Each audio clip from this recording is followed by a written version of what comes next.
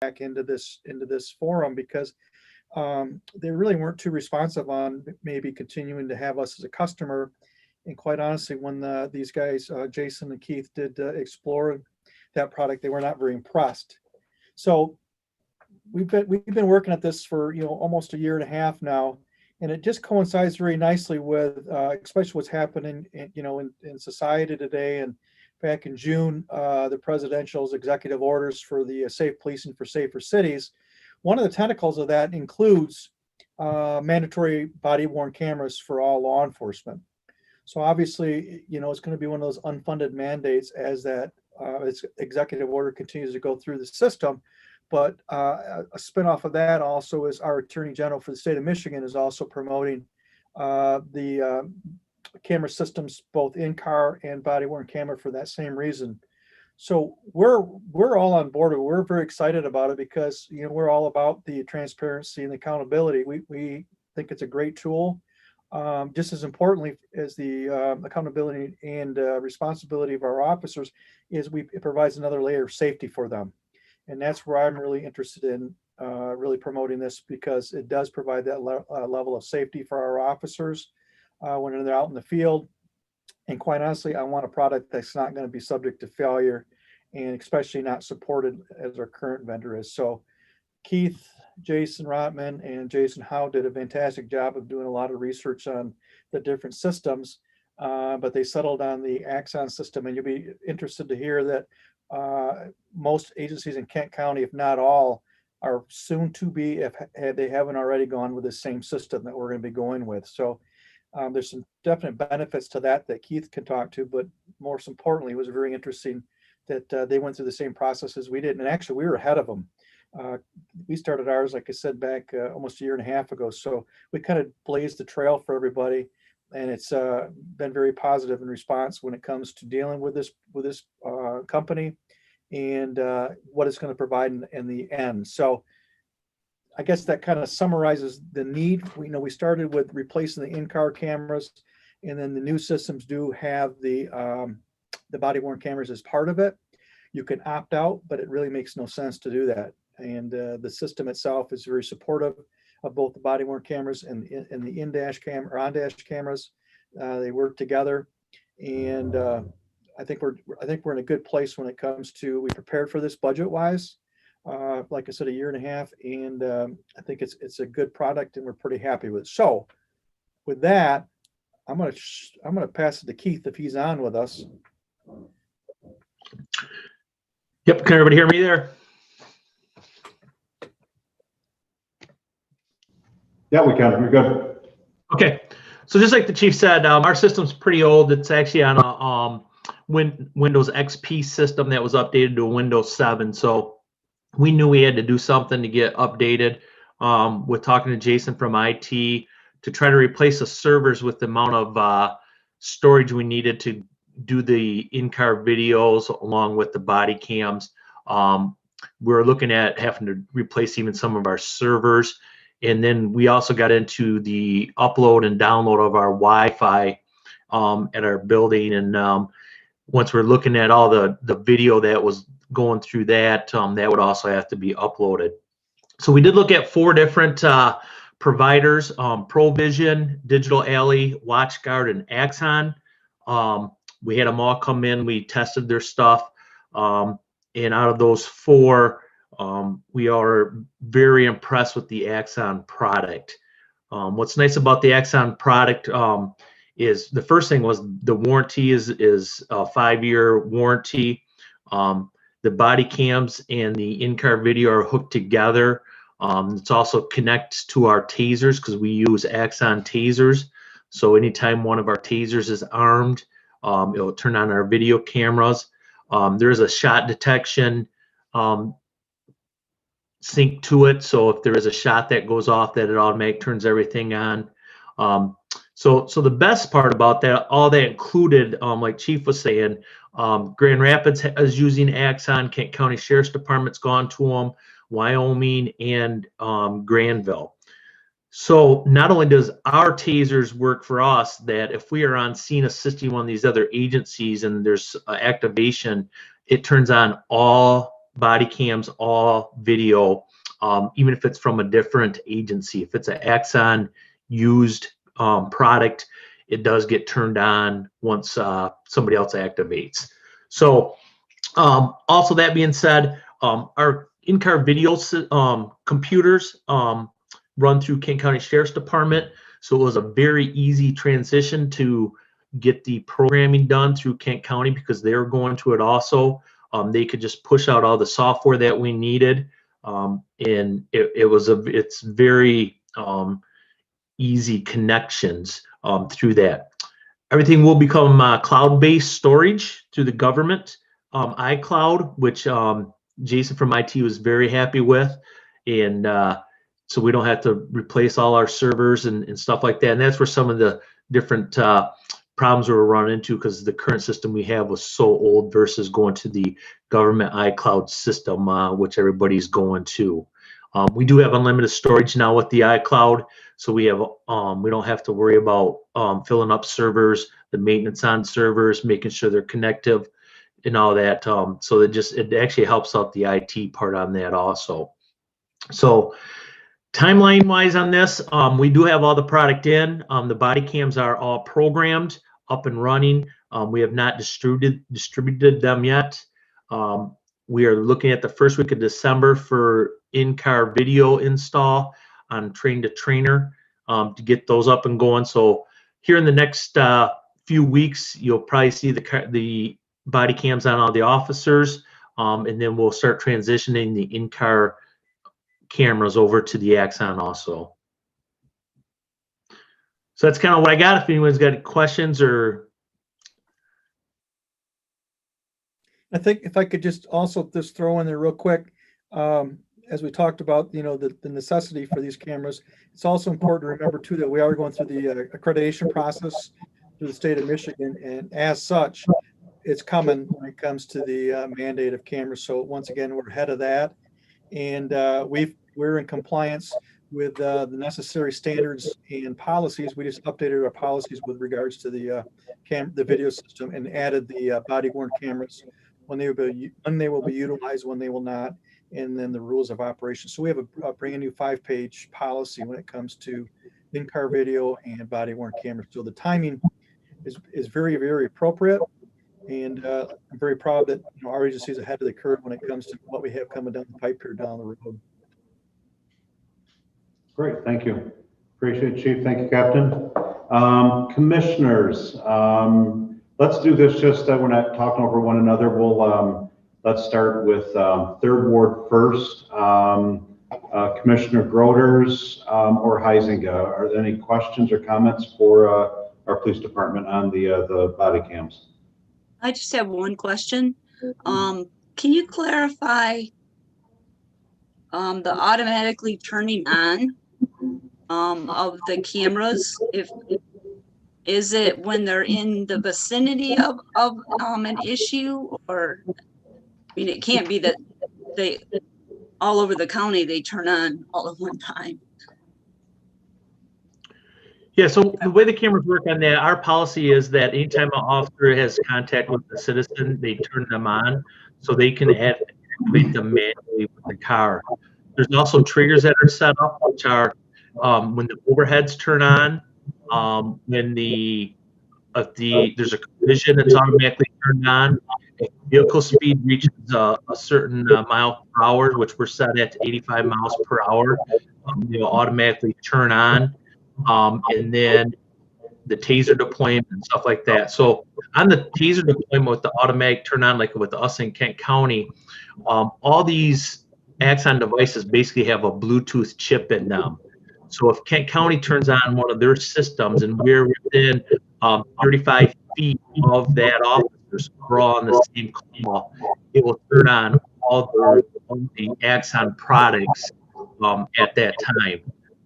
It is possible if Kent County's on a traffic stop and we're right in the area just driving by, they could also activate our cameras. But it's a good thing to make sure that these cameras are coming on when they need to.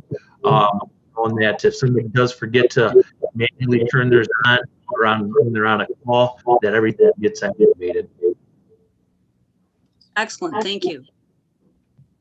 I just want to thank you guys all for your hard work and being positive and forward thinking with this, especially with the fact that all the area departments around us are also going to those. I think that's great aspect of our department.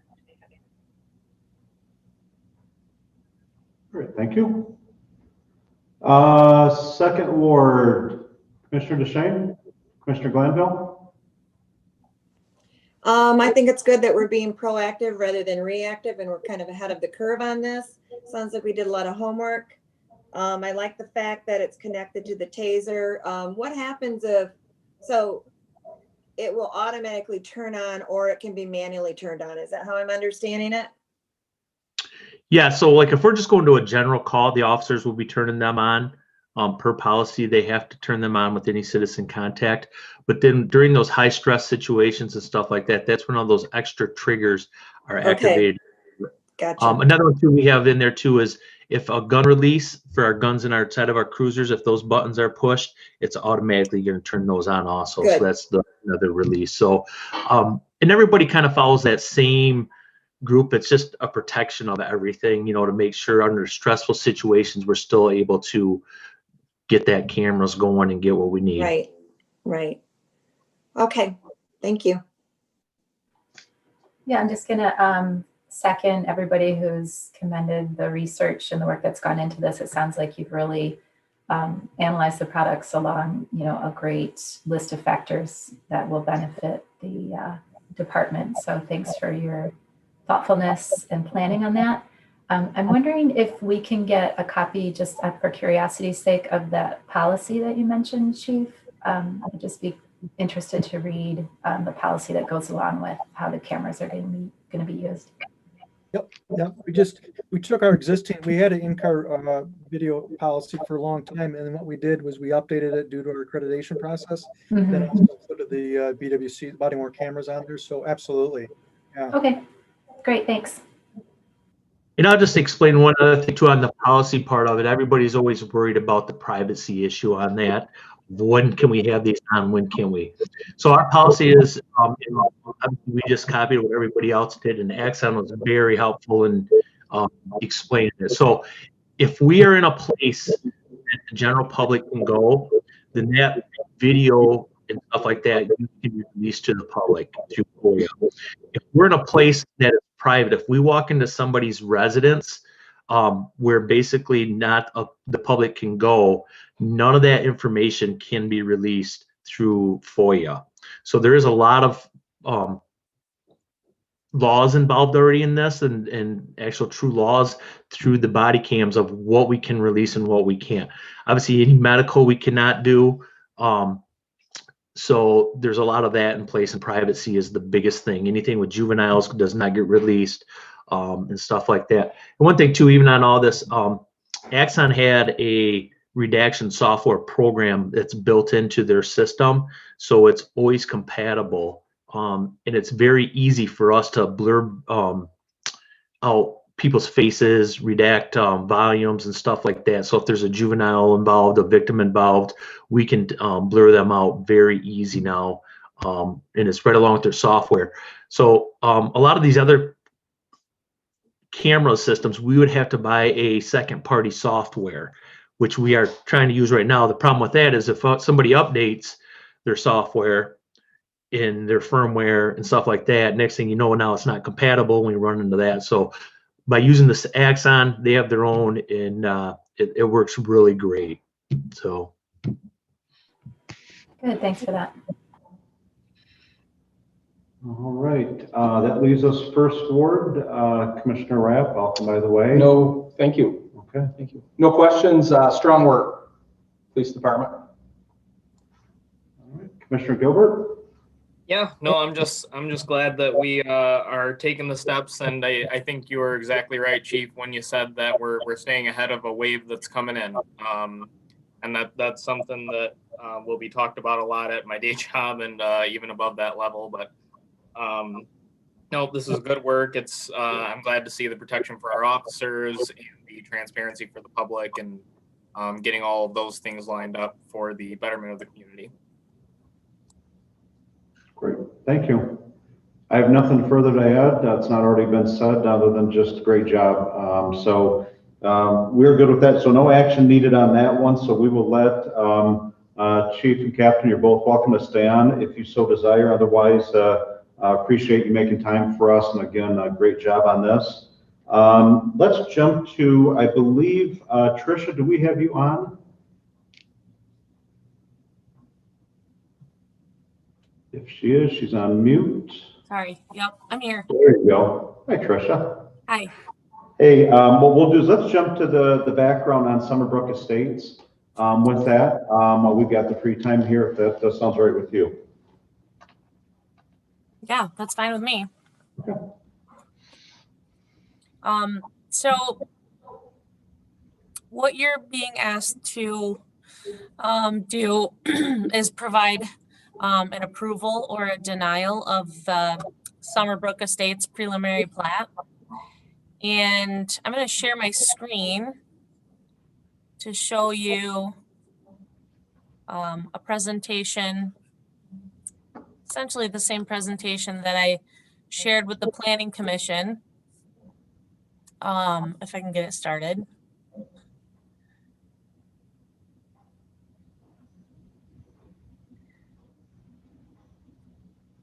There we go.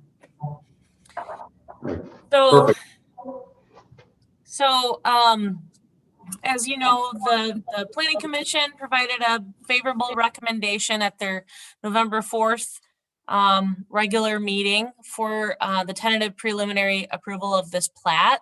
And this is the second phase of Summerbrooke Estates located at 910 Kinney Avenue. And just an overview of the property and the request. So the action requested by the City Commission is to approve or deny the tentative preliminary plat for Summerbrooke Estates Phase 2, or you also have the option to send it back to the Planning Commission for revisions. Again, this is a tentative preliminary plat. This is the first phase of a multi-step platting process. Property address is 910 Kinney Avenue. This second phase is proposed on a 10.06 acre parcel. The current zoning district is suburban residential, single family. And the future land use designation is residential growth, 2 to 4 units per acre. And the general location of the project site is the east side of Kinney Avenue, south of Leonard Street. And we have Kyle Visker of Land and Resource Engineering and Ron Cordes, who have also joined the meeting tonight in the event that you have any comments or questions for them. So just to give you a little refresher on the platting review process, I added this little graphic in my memo to you all. I know you see a lot of plats here in the city of Walker, so some of you might be really familiar with this process. But the first step is tentative preliminary plat, and this is the stage where the Planning Commission provides a recommendation to the City Commission. We're looking at the overall lot layout and compliance with the subdivision ordinance, Chapter 74. We want to make sure that the proposed dimensions of the lots and the layout comply with the dimensional requirements for that zoning district. And then at this stage, we also are looking for just the feasibility of utilities, roads, and stormwater. And then a little bit further detailed review goes into the engineering during the next stage of the planning process, which is the final preliminary plat approval. And again, this is a step that starts at the Planning Commission, who provides a recommendation to the City Commission. And during this stage, we're also looking for certifications from other agencies, like the State Plat Board, the County Drain Commission, who has jurisdiction over the stormwater management in plats. And then after the City Commission provides approval, then you're looking at pre-construction of roads and meetings and reviews of those items, and then eventually road construction. Then final plat comes when the planning commission has reviewed the final plat plan and then provides a recommendation to the city commission. And at this stage, we're looking at the final inspections of the infrastructure and all the roads. And once everything is complete and ready to go, and soil erosion and stormwater have been buttoned up, we're able to start issuing building permits. So, and this is after public road acceptance. So sometimes this can take 6 months, a year, and then in other circumstances like this one, it can take several years or maybe even a decade. So this isn't typical in terms of the timeline. Just a little bit of background about this particular plat. So the first phase was actually originally applied for in 2006. And then phase 1 was finally approved. The final plat was finally approved in 2010. And that was for lots 1 through 25. And during that first phase, the overall layout and phasing plan was also approved. And so this second phase is something that's been a long time coming for several years. It's been in the hopper. The original developer was a gentleman named Rick Miller. And it's my understanding that he is selling this property to Ron Cordes, who is the new developer. And so you can get an idea of where this plat is located. It's, like I said, just south of Leonard Street off Kinney. The Summerbrooke Estates Phase 1 is shown in this red hashed line. And then this is the parcel where the second phase is proposed to be located. And you've got some trail connections here. Here's the Fred Meyer Standale Trail. And here's a trail connection. And then up here, this plat up here is Arbor Estates. The first phase had all of its drainage going to the drainage district within Arbor Estates. And this second phase will have its own drainage detention basin. So again, here's the phasing plan. First phase was lots 1 through 25. Phase 2 is lots 26 through 47. And here is an overall sort of snapshot of the proposed second phase here. We had some issues from the very beginning with the detention basin being proposed as part of lot 33. So we worked with the developer to get that squared away, and what's being proposed now is that detention basin turned common area. And so that land, that will be a standalone parcel that's dedicated and entitled to a homeowners association.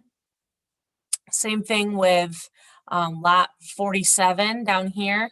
Originally, it was contiguous with an area that is fully underneath this consumer's easement. So there's a lot of power lines going through that area. And so we're also having them dedicate this area entitled to a homeowners association as well.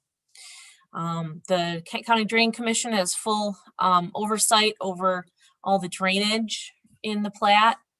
And so, you know, they will maintain the pond if any maintenance occurs, but there'll also be some restrictive covenants that will be built into what the developers will need to record with this phase of the plat, so that people are aware of any costs associated with maintaining the basin, with maintaining the common area, and what their responsibilities are for maintenance.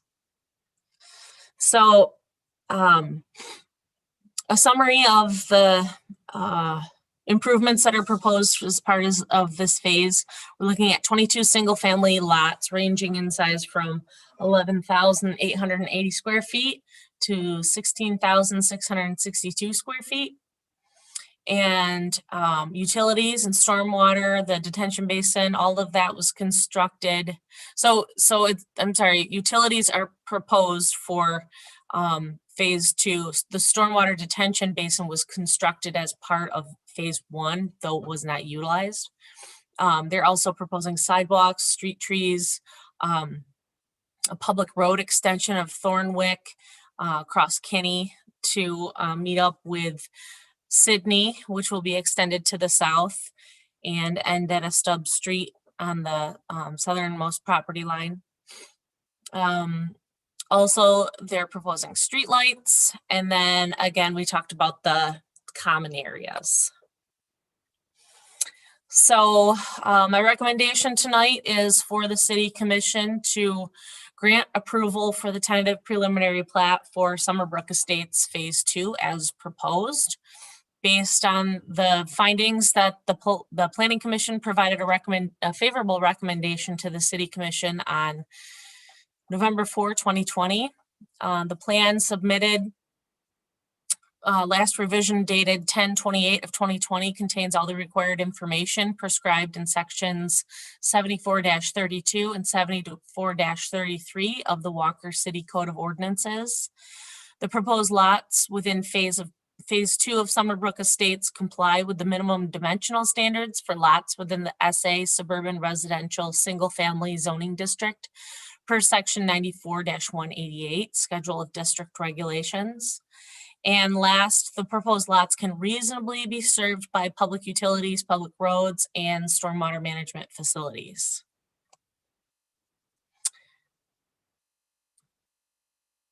Does anyone have any questions?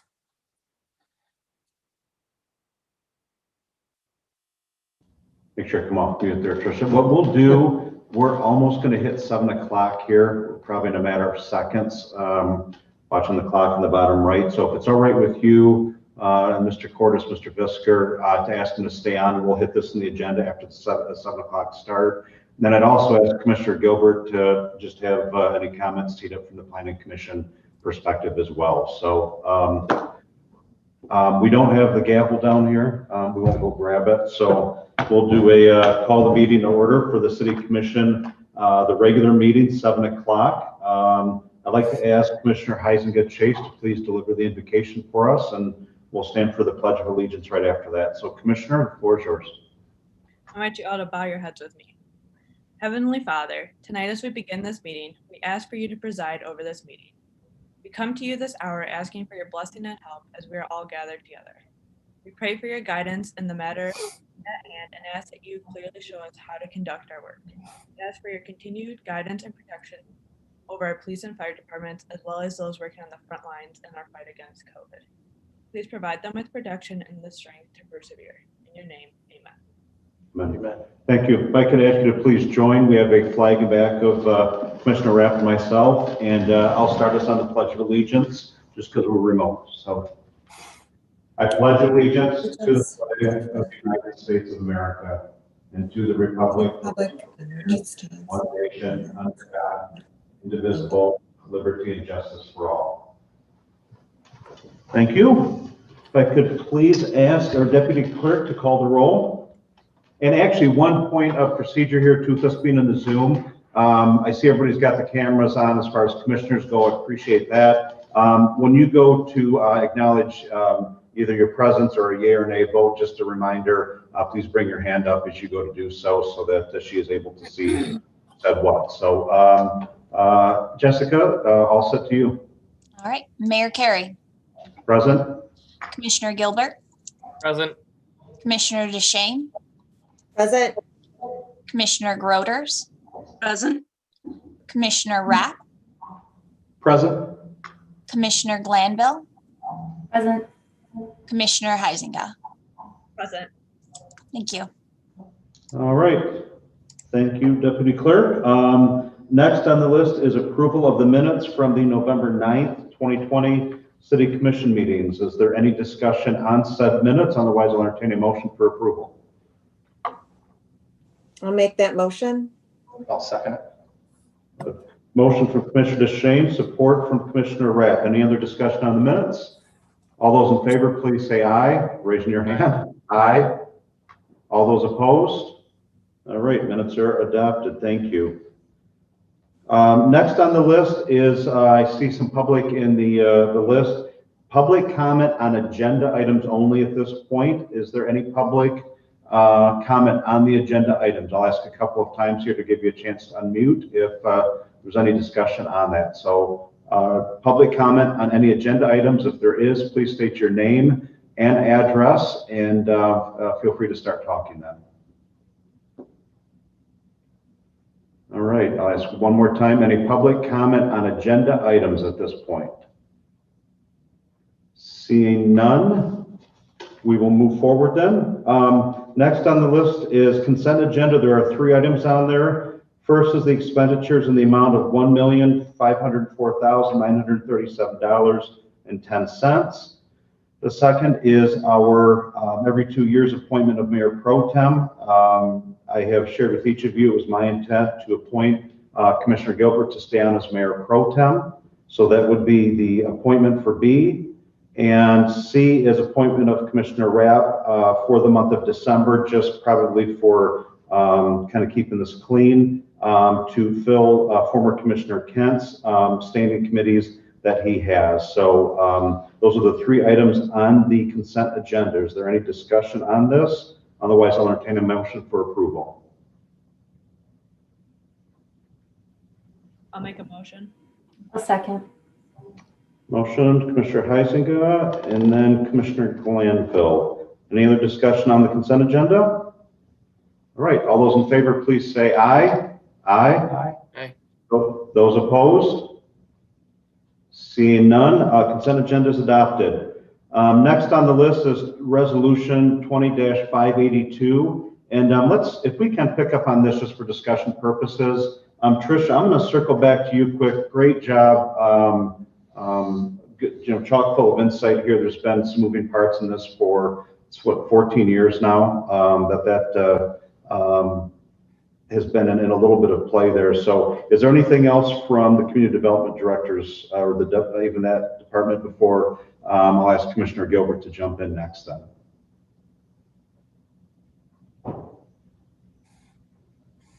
Tricia, No more. Nope, I don't have any other information. Okay, thank you. All right, Commissioner Gilbert.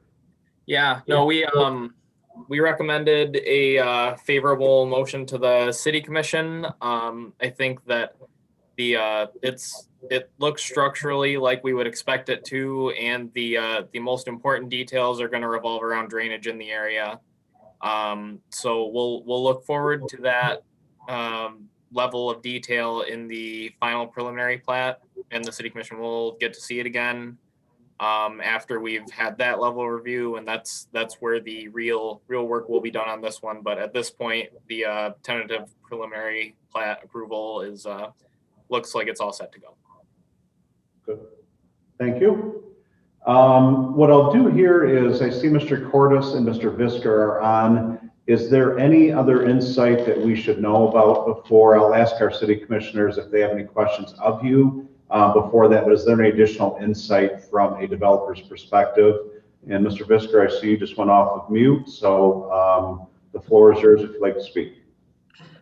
Yeah, I guess there's not really any additional information. Tricia did a good job of explaining it, and I think Stephen summarized the last meeting pretty well. So we'll just wait for questions.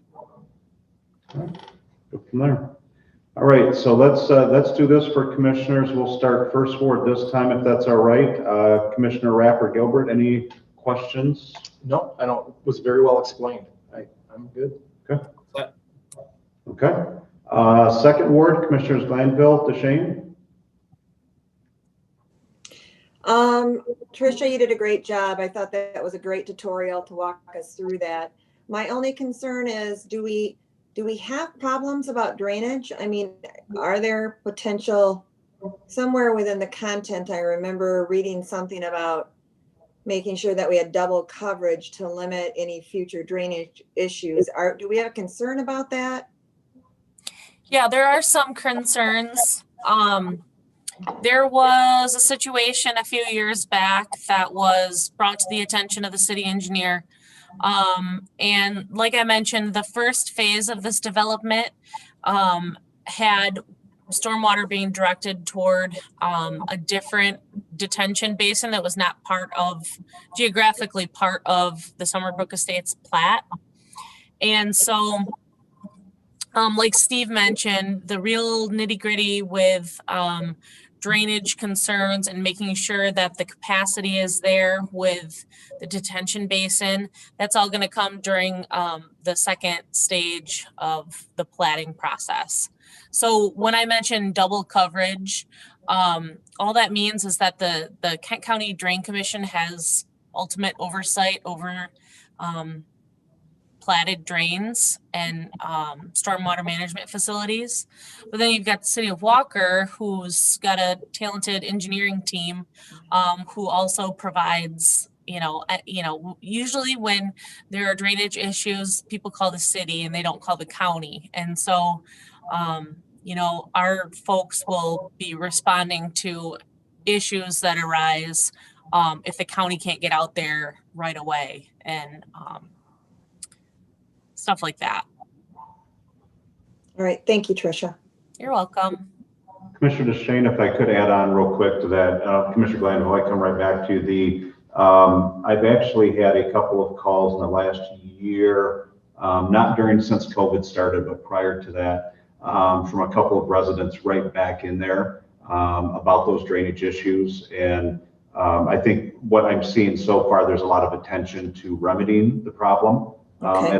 There, but it's at the end of Sydney. It's tucked down in there, and to me, it feels like the job wasn't done, maybe right, wasn't completely done with the previous setup. So I'm optimistic that we've got a favorable solution here to address that. So there have been some residents that have reached out, small group, isolated area, but still drainage in backyards.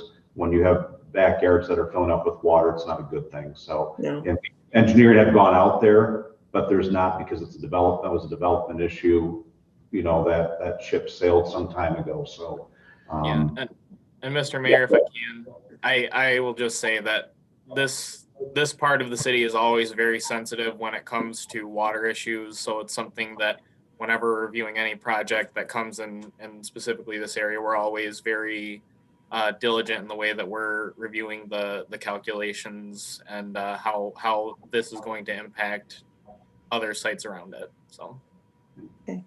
Good stuff. Thank you. Thank Commissioner. Yeah, I saw a comment or question from a resident as I was looking through the minutes dealing with the HOA, and I was wondering if you could just address that so that people understand how that works or when it, comes into play. Yeah, so as far as the common areas are concerned, the folks who are owners within the plat, within the future homeowners association, will have they'll all be co-owners of any of the common areas. And so if there's something that has to do with maintenance and the Kent County Drain Commission has to come out to do a big fix with the detention basin or any of the stormwater management facilities, what they typically do is they will special assess the people who are responsible for maintaining that particular drain or stormwater facility.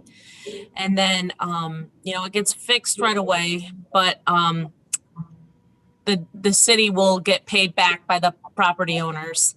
And so each owner within this second phase of the plat, within the homeowners association, will be responsible for paying for any maintenance or any big fixes that have to occur with this detention basin, if that ever happens. At what point does the HOA kick in? Is it a certain percentage of construction that's completed or homes that are sold, or is it from the get-go?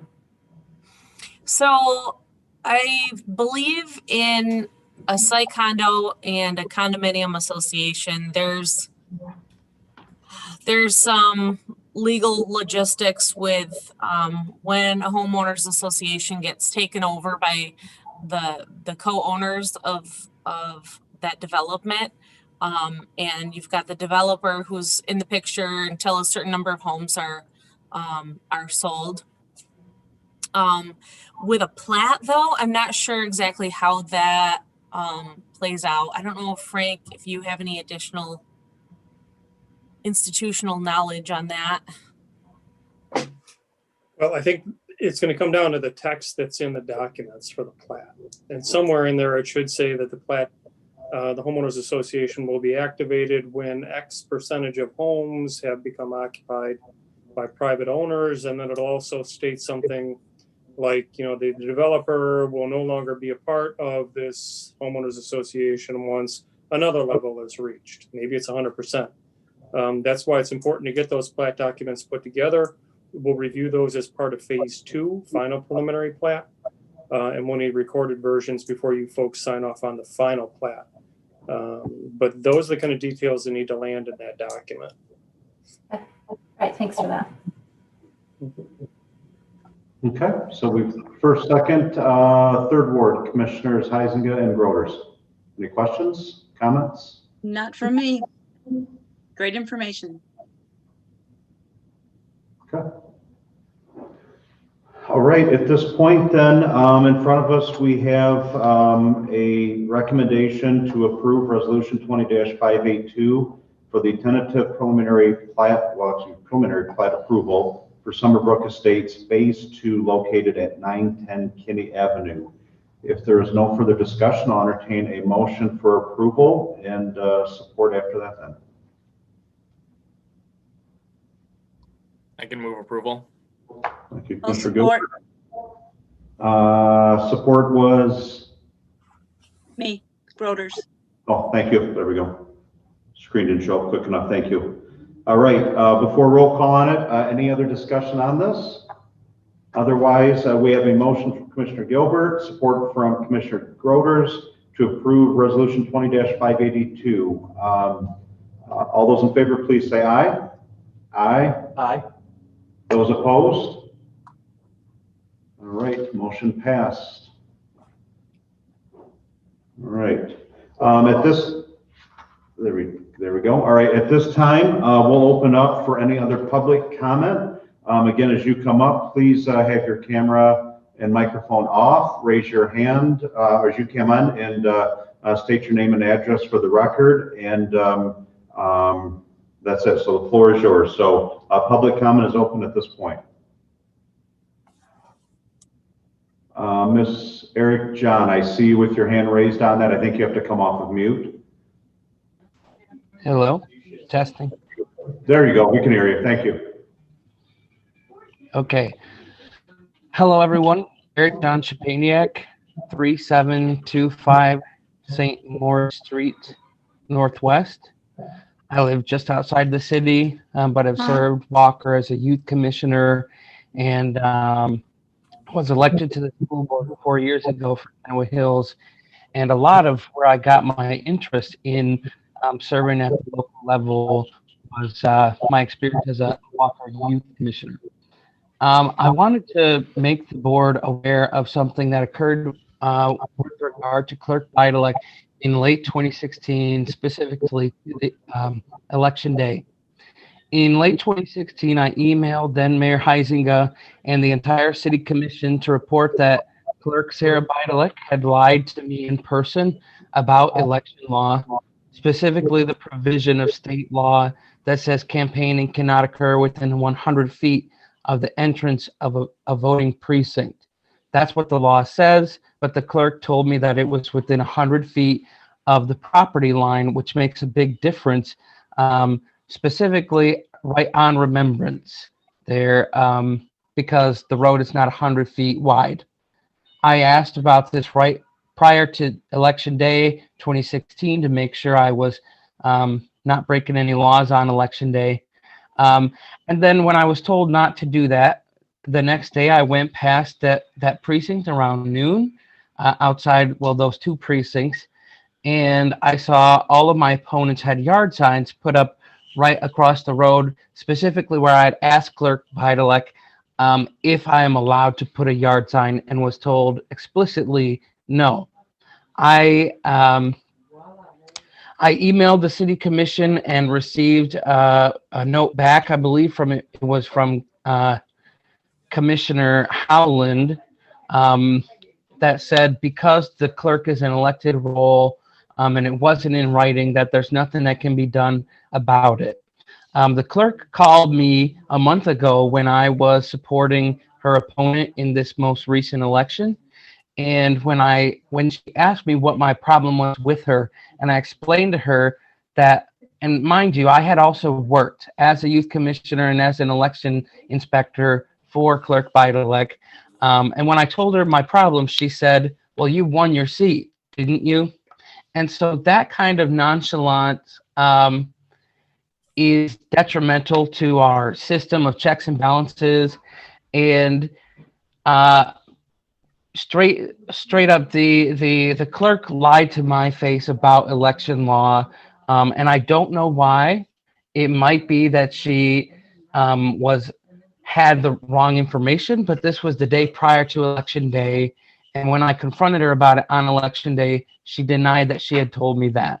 So I think that there are more steps that can be taken to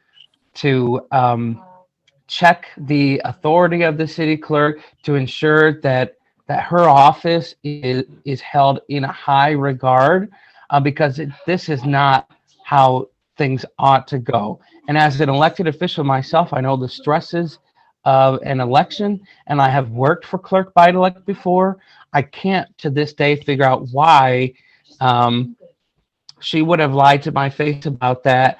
And I did report this. Of course, none of you were on the commission at the time, but I did report this at the time in email. And I'm coming back today because of that conversation I had with Clerk Beidelek a month ago, where she informed me that this was the first time she was ever hearing of this complaint. And I don't believe that that's true, because I had emailed the whole city commission about it 4 years prior. So I just wanted to bring that up. I think there are real problems with the clerk's ability to tell, especially to talk to candidates with the wrong information for whatever motive that she has. So thank you for listening. Congratulations to the folks that were elected this last time around. I think everyone that runs for office is commendable. So thank you all. Good, thank you. Any other public comment? I see one or two on the list. Going once, going twice. All right, we'll close public comment then. What we'll do now at this point is turn over to Commissioner and City Manager comments. Let's start with the city managers first. Frank, we'll start with you, go to Daryl, and then let's start with the wards. See how second ward always gets left out, or they have to go somewhere in the middle. We'll let them go first this time. We'll start with Commissioner Glanville, then DeShane, then we'll jump to the third ward, and then the first ward. So everybody can follow that. We're good. Mr. Wash, you have the floor. I will be brief. Just one item. Last week, we had a site plan review committee meeting with the proposed developers of Lincoln Lawns. And some of you were on that for your information status.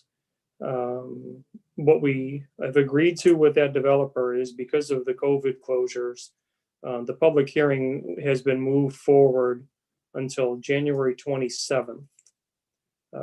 So the notices hadn't gone out yet. We originally were looking at December 16th, but it's impractical to hold a public hearing for that significant of a project over Zoom, my opinion. So we made the call that it would be moved forward for Planning Commission public hearing on January 27th upstairs at Fire Station number 2. and we'll dial in the time as we get closer. And we'll certainly let everyone know, and also with the mailing cards for those who are within 300 feet, social media, and we'll let you folks know so you can distribute the notice as well. And what we've told the developer is that this will be an iterative process, and by that we mean don't dial in on one plan. Don't put all of your detail onto one plan. Leave it a little bit open. That's what preliminary site plans are supposed to be about. You've already received some feedback from the public. You'll receive more. They need to get some comment back from MDOT on their traffic study. So be prepared to have a couple of alternatives that can be talked through so that we're not just looking at one plan. So we will take that next step on January 27th. That's all I have. Thank you. Thanks, Frank. Daryl, to you.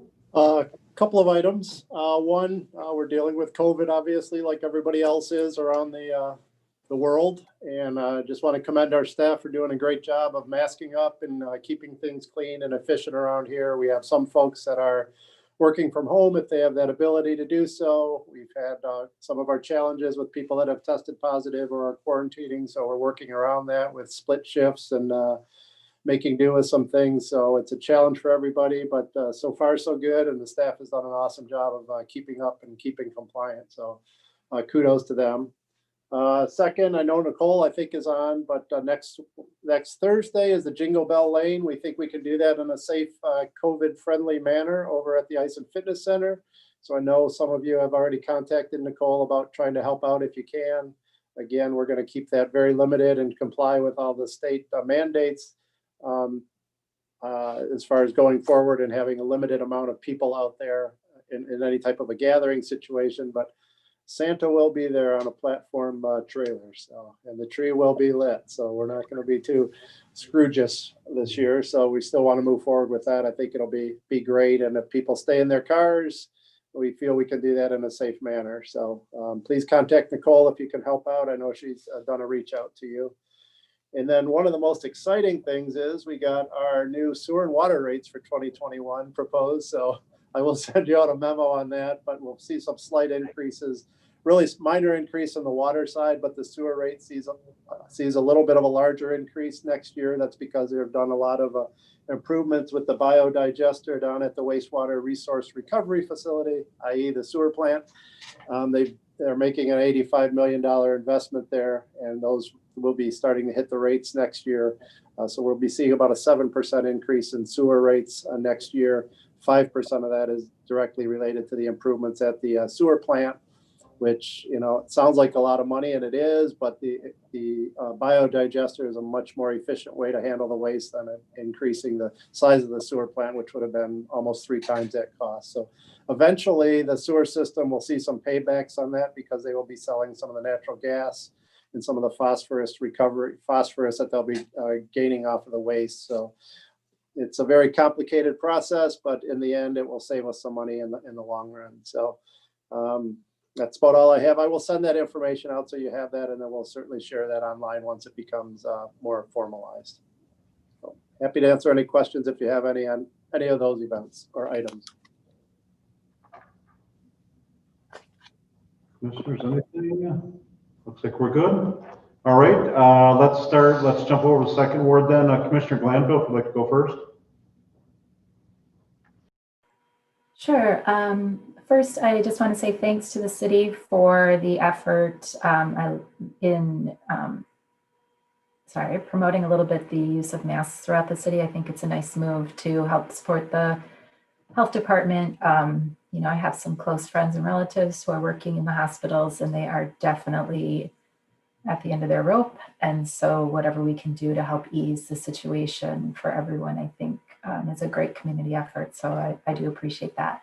It's gotten some really nice positive response. I like the tone of the ads. They're, you know, very friendly. They're kind, right? We're spreading kindness. So thanks for that.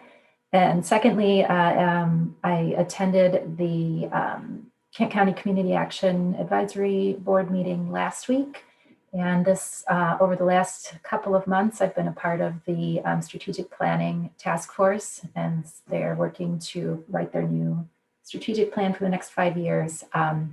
Excited to see where that's headed. KCCA is looking to expand into their lesser served areas throughout the county. And one of the couple of things they're doing is some big data work and collection process. So I think that'll be good for us to get some more of that information in hand.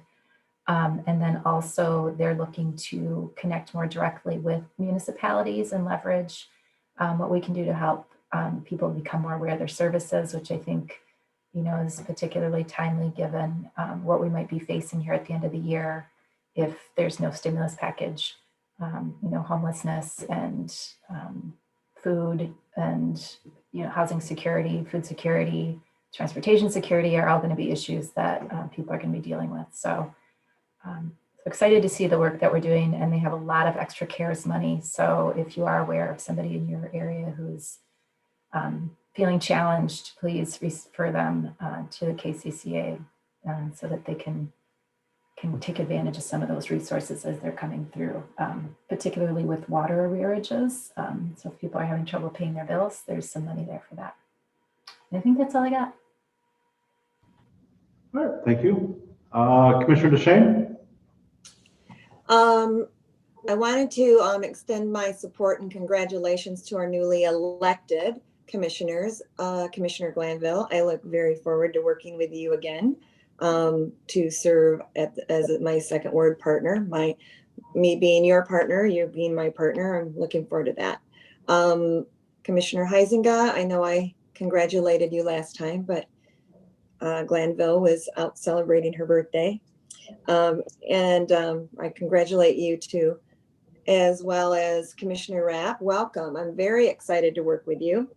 I'm very much hoping that your prior experience with being a volunteer Walker firefighter, you'll be able to help us provide some insight and some input on our volunteer program to make it more robust, and looking forward to that. Secondly, I was contacted by a resident in regards to the work that was being done on the trail entrance by Leonard and I'll say Granada, that area, requiring about the timing of when that would finish. And also they were wondering if we could make an effort to reinstall the doggy bags on this entrance, maybe on the other side of where the pallets are. Apparently without the bags being readily available to the walkers and the runners who are pet owners, there's not the due diligence of picking up the doo-doo.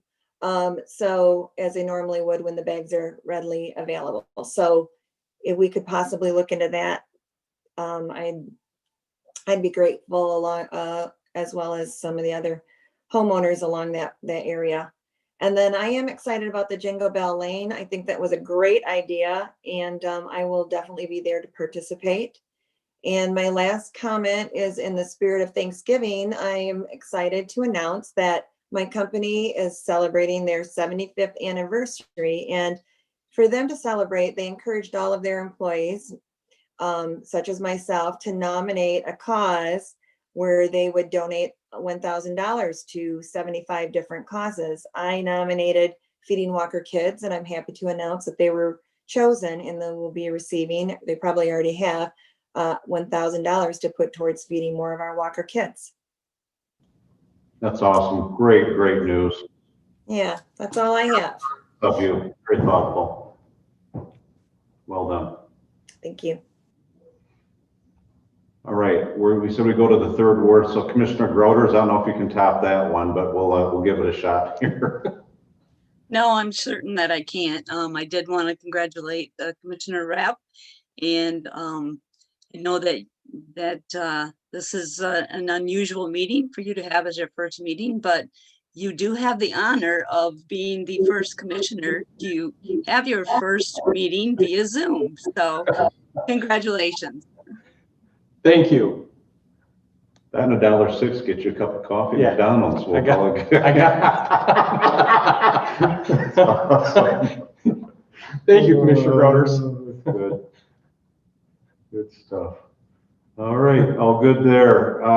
Commissioner Huizenga-Chase.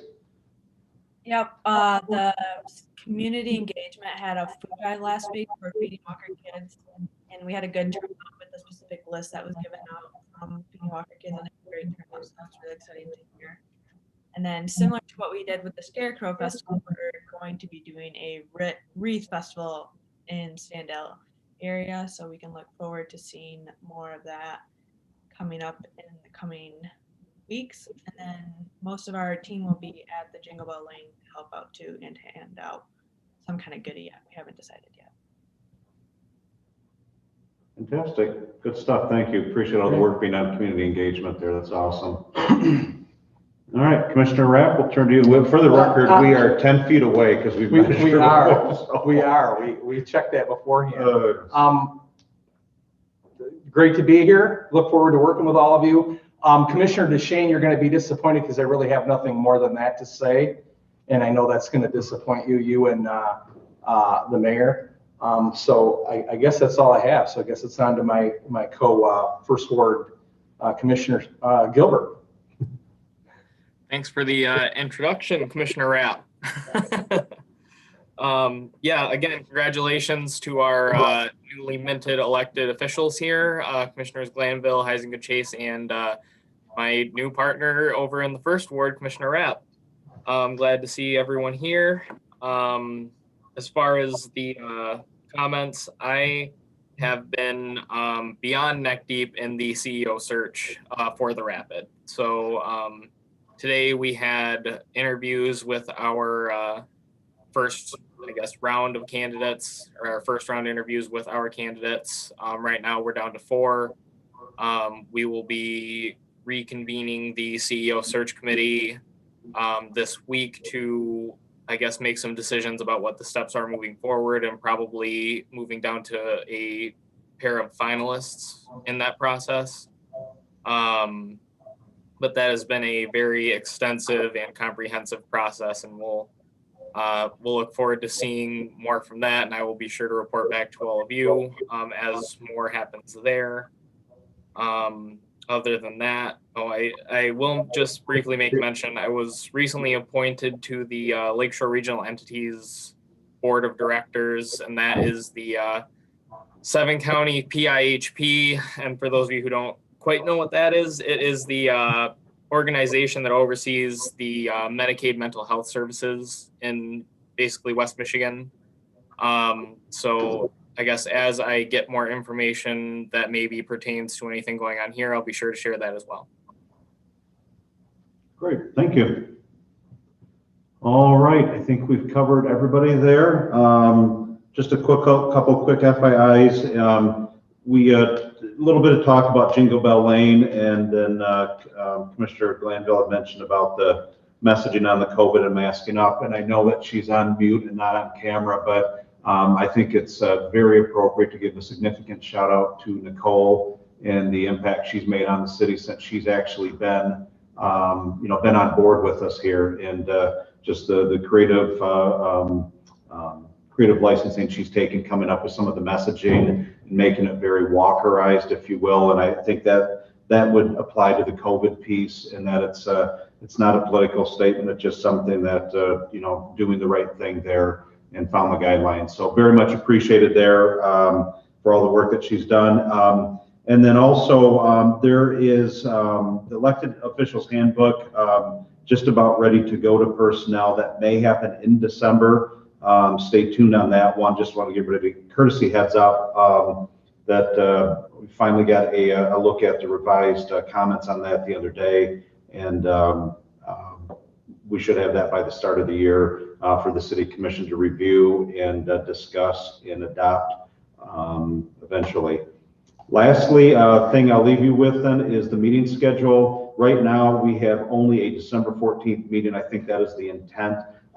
We will have a light agenda for the month of December. So at this point, it appears we'll have just a December 14th meeting with the holidays and so forth. Will not be a committee of the whole meeting. So that's where we're at there. We definitely, even if restrictions are listed for different things on December 8th, if by some chance that happens, we will still be on Zoom on December 14th, no matter what. Just I think on a precautionary measure through the end of the calendar year, and we'll evaluate as we get later into the month. So that's really all I have. If there's nothing else for the good and order, I'll entertain a motion to adjourn and support, please. I'll make the motion. Motion, Commissioner Rapp, thank you. Do we have support? I'll support. Commissioner DeShane, thank you. Any other discussion or reason to stick around? All right, all those in favor, please say aye. Aye. Aye. Those opposed? We are adjourned. By the way, before we get out of there, Jason Rotman, you're in the background. Thank you very, very much. Smooth meeting tonight. And thank you for being on early tonight, making sure we were all squared away. Well done. Thanks, everyone. Have a good night. Bye. Hey, guys.